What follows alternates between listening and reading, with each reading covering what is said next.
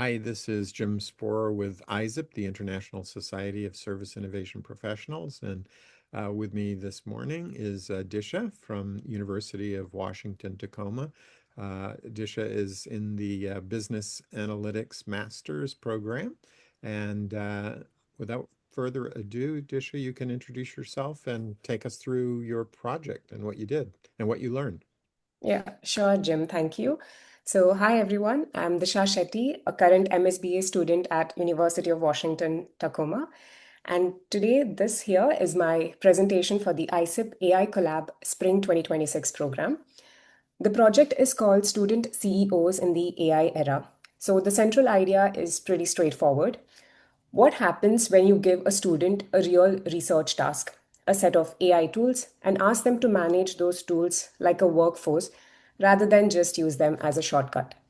This is what this project was. I was not just building something with AI, I was running a structured experiment on how different AI tools perform, what they're good at, where they fall short, and how to get the most out of them together.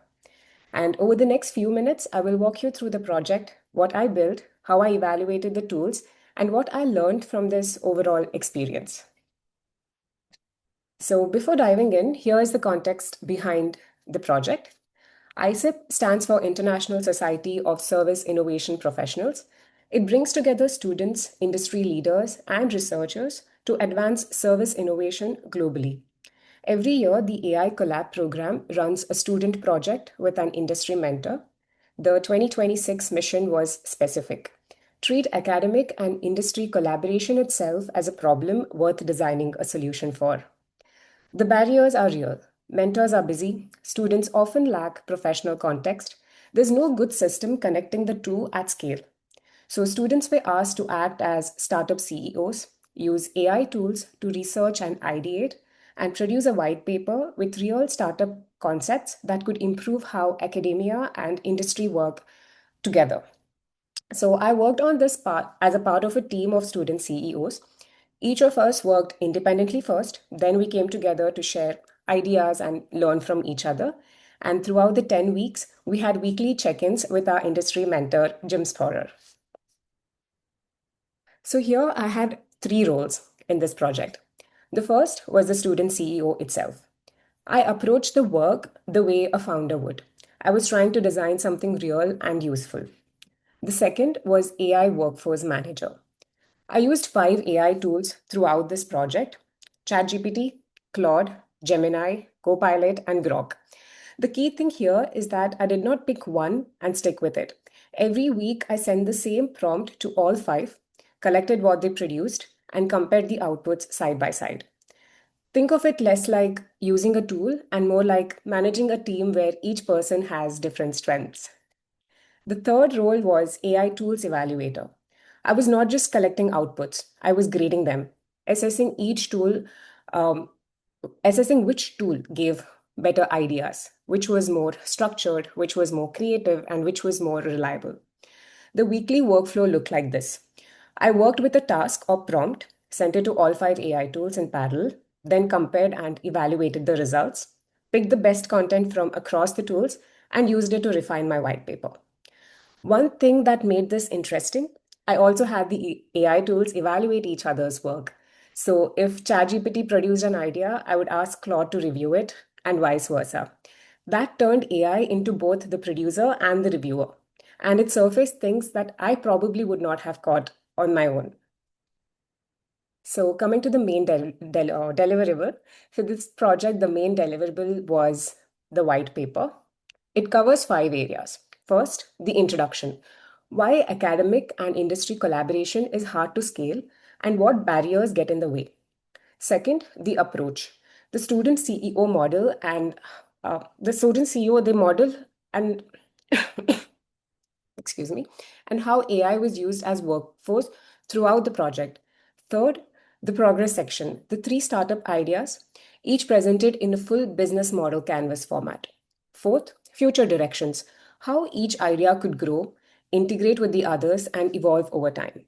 And fifth, concluding remarks, the argument that small student led experiments like this one can meaningfully move collaboration systems forward. The document went through multiple versions over the course of the program. It started as a skeleton template and grew into a complete research paper, shaped week by week by what the AI tools produced and what I chose to keep and refine. Now, coming to the three startup ideas. So, this paper contains these three startup ideas. All three are focused on the same goal, making it easier for industry and academia to work together. And all three are deliberately lightweight, and any student could build one of these from a dorm room. The first is the Industry Challenge Library. This is a searchable database of real, anonymized industry problems contributed by mentors. Right now, a lot of time in academic industry collaboration gets spent just figuring out what the problem is. This one solves that. Students can browse real challenges before they even meet with a mentor, so they can show up prepared. Mentors save significant time on scoping, and this idea came from ChatGPT. The second is Mentor Pulse. This is a weekly 5-minute survey sent to industry mentors. Their responses feed automatically into a live trend dashboard, and over a year, that becomes 200 or more data points on what is happening in industry right now.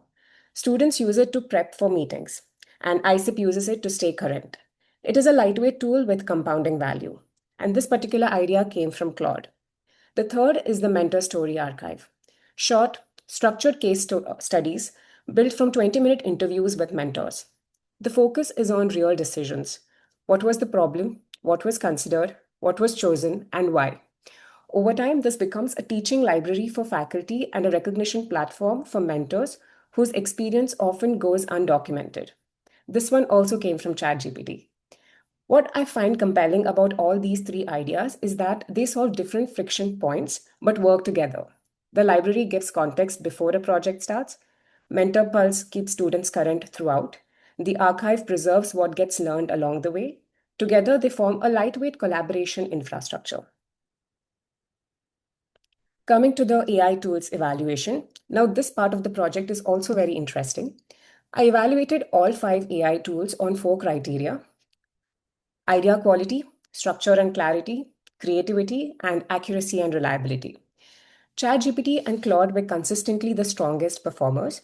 ChatGPT was particularly good at producing well structured, reliable output. It gave me ideas that were practical and clearly explained. Two of the three final startup ideas that we saw came from ChatGPT. Claude was the most creative of the 5. It took more interpretive risks, which sometimes missed but often produced something more original. And the Mentor Pulse idea came entirely from Claude. The rest generated outputs that were decent and actually quite interesting, but they needed more editing to get to something more usable. A few observations beyond this course. First, prompt wording had a bigger effect than I expected. The same question phrased slightly differently could produce a completely different answer from the same tool. This taught me that managing AI well is actually a skill. It is not just about which tool you use, it's about how you direct it. Second, having the AI tools evaluate each other was genuinely useful. When I asked Claude to critique a ChatGPT response, it could catch things that I had initially missed. When I asked ChatGPT to review a Claude output, it would often bring more structure to something that was creative but loose. So the tools made each other better. Third, and this is the biggest takeaway from the evaluation, no single AI tool was best at everything. The best results came from using them together, treating each tool as having a different role. I want to close this with what I actually learned from this and not just what I built. On the technical side, a prompt design matters more than most people realize. Small wording changes produce meaningfully different outputs. If you're going to use AI seriously, learning how to write good prompts is not optional. Second, no single tool dominates. ChatGPT and Claude were the standouts here, but even they had different strengths. The instinct to pick one AI and stick with it misses what makes these tools valuable when used together. Next, AI accelerates ideation, but it does not curate. Every week, I had to decide what was worth keeping and what was not. So that judgment is still human work. On the bigger picture, the 3 startup ideas in this paper cost almost nothing to build: the Industry Challenge Library, the Mentor Pulse, the Mentor Story Archive. A student team with access to free or near free AI tools could prototype any of these in a semester, and that is what is new. the barrier to building something real has dropped dramatically. The way I think about it now is AI is not a shortcut, it is a workforce. And like any workforce, its success depends on how intentionally it's guided and supported. Thank you. Fantastic. You answered all my questions, so I have no question other than just to give you applause because that was an incredibly clear, incredibly concise presentation, covers what you did so well and lessons learned. Um, I think I'll just end with a comment, which is, Disha, I've had many students I've mentored over my my gosh, almost 40 years in industry. And some of the students I mentored 40 years ago went on to be CEOs of companies and venture capitalists, and I just can't wait to see the future of your career. And if I can be of help in any way, just let me know. This is really good work. And with that, I'm going to go ahead and stop the recording.